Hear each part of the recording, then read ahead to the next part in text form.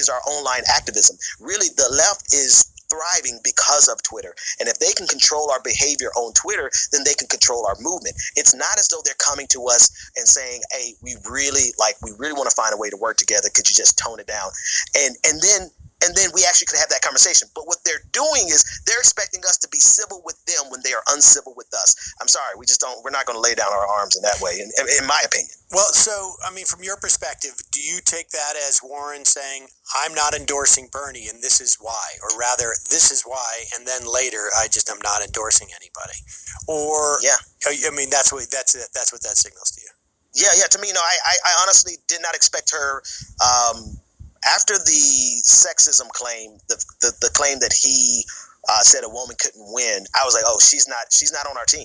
Like, I actually, like, I have a problem. Like, I understand how I think malicious Elizabeth Warren can be as Machiavellian as any other politician. Of course. Right? She gives the appearance as though she's just your nice little soccer mom and your nice school teacher. And I love that appearance. Like, I fall for it every single time. And she gets me every single time. I fall for it. And then she comes back with a dagger in the back. So she's a very calculating politician. And so all of this nice, school teacher appearance, like, and don't get me wrong, this is not an insult to her. This is the kind of Machiavellianism that you need to win in politics. So I actually kind of admire it about her. But don't come and ask me to be friendly with you when you're stabbing me in the back. Well, I mean, but do you think, I guess my point is this, and that from my perspective, like, if you're the Sanders campaign, why can't you just come out and say we're appointing some type of like ombudsman or czar who's going to look into situations where we have Bernie supporters who are and any other supporters who of any other candidates who are doing things that we think are sort of out of bounds, online. Of course, people can go, and just like box in on some level Warren so that you're basically calling a bluff there. If it's a bluff. If it's not a bluff, then you're delivering something that gives her the opportunity to endorse. I guess I'm just asking, like, what's more important in this instance?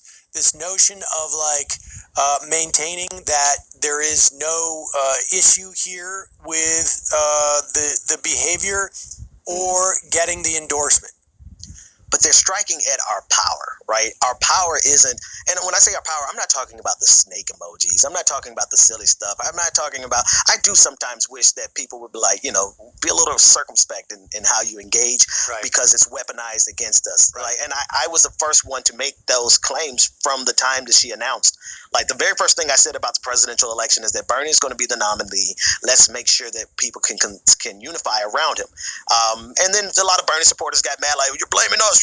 I get it. Everybody's passionate. Everybody's riled up. But here's the reality. Two things. The left, our power is in our words, in our organizing, particularly online, as well as offline. Like, there's a lot of real activism on the left that's happening offline. But they're trying to cut at our power center, which is our ability to organize online, particularly on Twitter, and to really, honestly, like, we have been thrashing some campaigns. Really, like, set aside Bloomberg, the fact that I consider myself an oligarch slayer at this point. Right. We've gone through Kamala Harris down. Now there's only one person left, and that's Joe Biden. And they want us to play nice. No, we're not here to play nice. We're here to win this primary.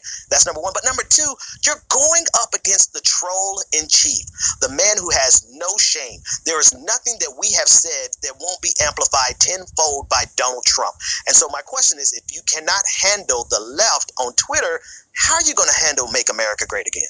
Right. Well, I mean, I think we saw that she's not going to be she's not going to get the nomination. I mean, I think like that. I'm